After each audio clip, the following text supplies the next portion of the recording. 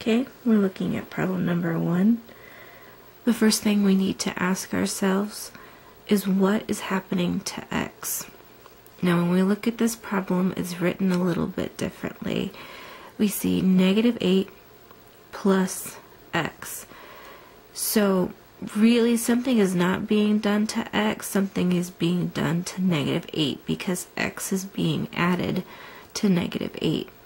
So this is written backwards. If we were to rewrite this, we could say x plus a -8 or x minus 8.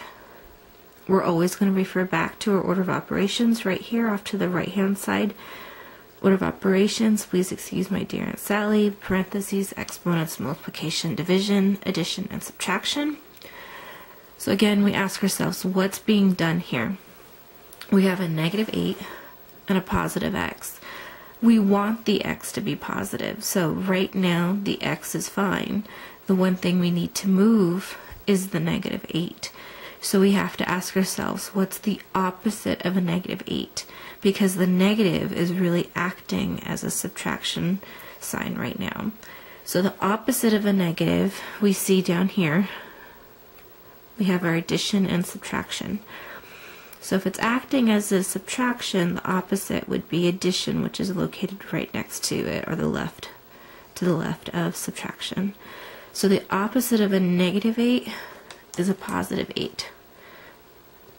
So what we do to one side, we have to do to the other, making sure that we don't put it underneath the x, because the x is still on the left-hand side. We've already added 8 to the left-hand side, so we have to add it to the right-hand side. So -8 plus 8 give us 0. We get x by itself, and 15 plus 8 is 23. So our final answer is going to be x equals 23. Problem number 2. We have 7x equals 42. We ask ourselves, what's being done to x? In between the x and the 7 is an invisible multiplication. So we go to our order of operations and we see multiplication and division are together on the order of operations. The opposite of multiplication is division. So therefore, to move the 7 away from the x, we have to actually divide both sides by 7. Again, golden rule of algebra. What you do to one, you have to do to the other. So noticing on the left-hand side right here, the 7 divided by 7 will give us 1x, which is exactly what we want, because 7 divided by 7 will give us that 1x, or the x by itself. And on the right-hand side, we have 42 divided by 7, which is 6.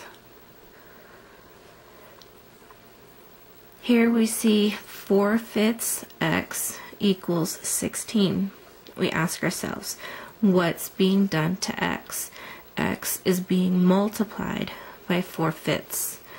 The opposite of multiplication, again, if we look over to the right-hand side, is division, but we don't normally divide fractions. We multiply by the reciprocal. So that means that I have to multiply both sides by the reciprocal of 4/5, which is 5/4. So we have, 4/5 x, but we have to multiply both sides by 5/4, which means that we also have to multiply the other side, the right-hand side, by 5/4. Originally, 16 can be written as 16 over 1, and we multiply the right-hand side by 5/5. Now, you can multiply the right-hand side just straight across and then reduce your fraction, or you could cross-cancel. We notice that the 4 and the 16 have 4 in common. 4 will go into 4 once. 4 will go into 16 4 times. So therefore, on the right-hand side, we get 20.